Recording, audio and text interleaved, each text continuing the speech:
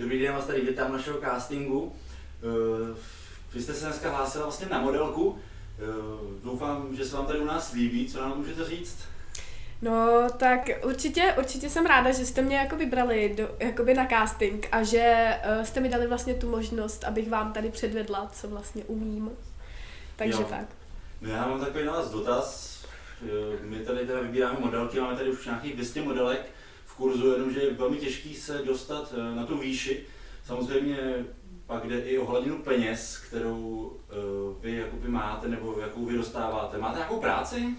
Ano, pracuji v KFCčku. Jo, tak to je rozhodně záslužná práce, ale teď nevím, jestli se to hodí z hlediska toho budoucna, jestli jako máte nějakou představu v peněz, kolik byste si chtěla v životě vydělávat. No, tak samozřejmě nemálo, jako, to je jasný. No, tak to vám asi KFCčko stačit nebude. No, to asi určitě ne. No tak já bych to nějak shrnul tak, že my vám tady můžeme nabídnout poměrně dobrý peníze, ale tak samozřejmě modelky, řekněme, že berou od 5 000 do 10 000, ale máme tu takovou speciální část, samozřejmě jde tady i o striptease, který máme teda od vyšší částky, nebo pak máme ještě natáčení jiných vlastně videí pro dospělé. Samozřejmě, co vás zajímá vás to nějak? Jo, tak určitě je to lákavá nabídka, rozhodně bych si to chtěla zkusit. Tak já se nedivím, jako ono mít 15 000 v KFCčku za celý měsíc a mít 15 000 za 2 dny, já si myslím, že to je hodně lákavý. Tak já nevím, myslím si, že bych to nějak nezdržoval a zkusil bych to vzít trošku z hurta. Tak já si myslím, že si můžeme dát nějakou menší přípravu, slečno. Jistě, 100%. Tak já tady mám pro vás takový překvapení. Kdo kurva nosí trenky se SpongeBobem? Ty máš toho stát Stormtrooper, jako bacha. Jo, a bylo ti 12, ne? To jsem mám nový rok. To rok!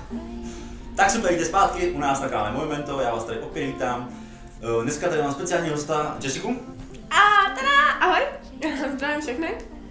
Samozřejmě dneska máme speciální díl v tom, že s ní dneska budu dělat menší rozhovor o tom, co ona dělá a samozřejmě o tom trošku i co my děláme a co budeme dělat dohromady. To, co jste viděli nebo uvidíte v menším sestřihu, to je samozřejmě zajímavý, co vy uvidíte.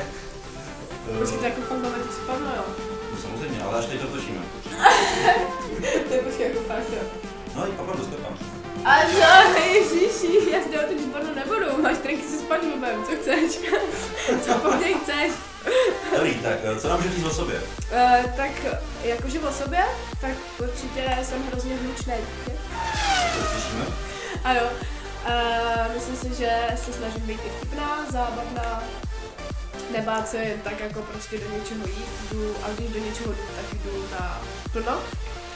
Snažím se to vzít do svých rukou všechno. To jsem viděl už nějaký tvé fotky na Facebooku, že nejsou úplně jako schovaný nebo jako cenzurovaný, tak očividně tohle strach nemáš. No, jakože ono nejde tak úplně, že to bylo cenzurovaný, protože tam stejně není jakoby vidět.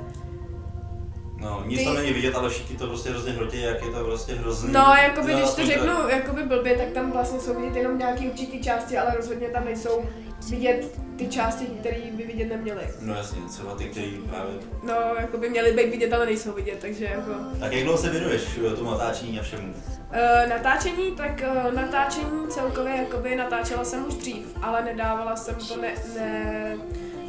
nedávala jsem to, nepropagovala jsem to na YouTube. Všechno jsem to nechávala jenom u sebe vlastně v mobilu, bylo to proto, jakože mě to baví a tak. Až později vlastně před 2 letama, před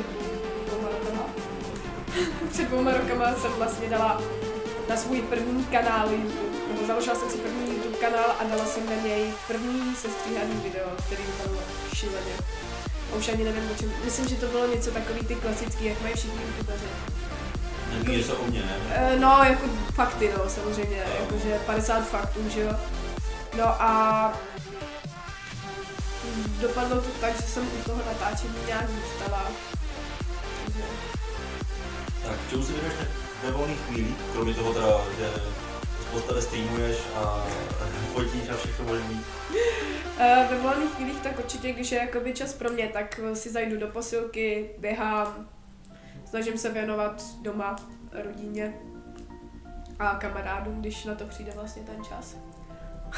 Ano, přesně tohle. A jinak jakoby moc toho času není, no. Jo, ještě vlastně jsem chodila do práce, ale to... Tak to KFCčko, já vím. Ježiši, to bylo to KFCčko samozřejmě. Ale kvůli zdravotním důvodům jsem odešla, což už lidi, jakoby, co mě sledují, vědí. Takže teď vlastně dneska jsem byla na pohovoru pracovním a nebyl to ten pohovor, co jste mohli vidět předtím. To nebyl to náš casting. No, takže tak. Byl to normálně pohovor do call centra. Jo, já tam taky nechci, ale musím. Snažím se sami Tak taky máš svůj fanpage, tak co nám o ní povíš? Tak moje fanpage vznikla na základě toho, že se mi stala taková menší nehoda právě s mým starým YouTube kanálem, kde jsem ho vlastně používala dobu a pak byla jsem přihlášená na počítači i na mobilu.